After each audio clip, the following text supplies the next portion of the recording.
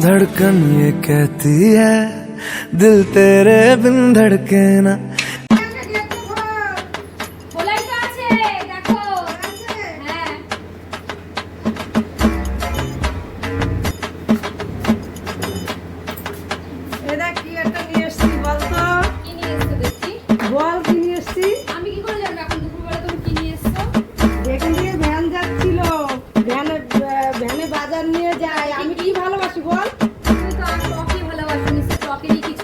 বলো দেখি কি এই দেখ ও হ্যাঁ ওর ভাজা করবি রে বাবা ছোট দিয়ে কি করবে এখন ভাজা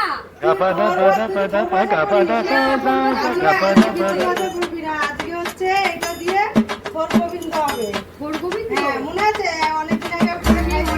আগে করেছিল তুমি আমি ভুলেও গেছি মা আচ্ছা ঠিক আছে তো আমি তোকে বলে দেবো তুই কিভাবে করবি থোরগোবিন্দ কিভাবে করবো আমাকে তাহলে বলো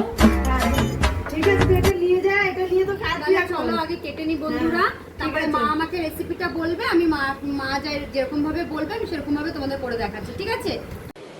ঠিক আছে বন্ধুরা এই যে আমি থোরটা কেটে নিয়ে চলে এসেছি এবার আমি থোরটার মধ্যে আমি নুন দিয়ে একটু মাখিয়ে রেখে দেবো এটাকে নরম হওয়ার জন্য এটাকে চটকিয়ে একটু মাখিয়ে রাখবো যাতে থোরটাও ভেঙে যায় আর নরমও হয়ে যায় এই যে এখানে আমার হচ্ছে গিয়ে থোরটা মাখানো হয়ে গেছে এবার আমি এটাকে 10 মিনিটের জন্য রেখে দেবো ঢেকে পরে তোমাদের দেখাচ্ছি কিভাবে করছি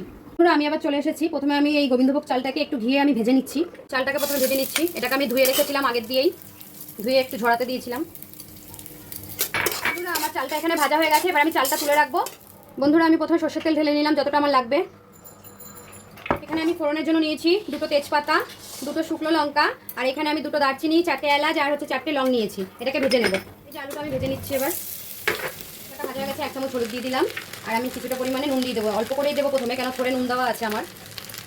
দিয়ে মিশিয়ে নিচ্ছি ভাজা হয়ে গেছে এবার আমি এখানে এক টুকরো আদা দুটো কাঁচা লঙ্কা আর 1 চামচ জিরে পেস্ট করে রেখেছিলাম এটা দিয়ে দিচ্ছি থোড়টা হচ্ছে গিয়ে যেটা আমি নুন মাখিয়ে রেখেছিলাম সেটা সম্পূর্ণ দিয়ে দিলাম এর মধ্যে দিয়ে ভেজে নেবো কিছুক্ষণ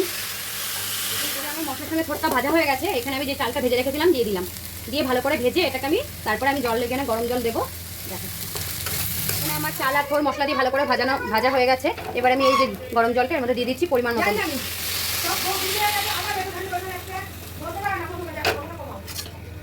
বন্ধুরা এখানে আমার অনেকটাই এটা রেডি হয়ে গেছে এবার আমি দেখি কতটা কি হয়েছে